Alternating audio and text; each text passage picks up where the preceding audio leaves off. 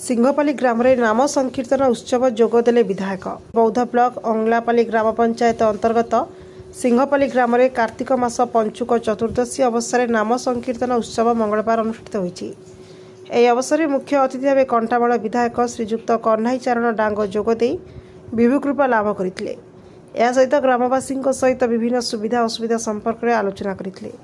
आज उत्सव में कर्ता भावे गाँ को गौतिया पंचानन मल्लिक, यज्ञ कमिटर आवाहक जीशु प्रधान, कमिटी सभापति रथ सिंह, कोषाध्यक्ष भरत प्रधान, मृत्युंजय सिंह, हेमंत महाकुल, जगानंद महाकुल, संजय सिंह समेत ग्रामवासी उपस्थित रही सहयोग करथिले।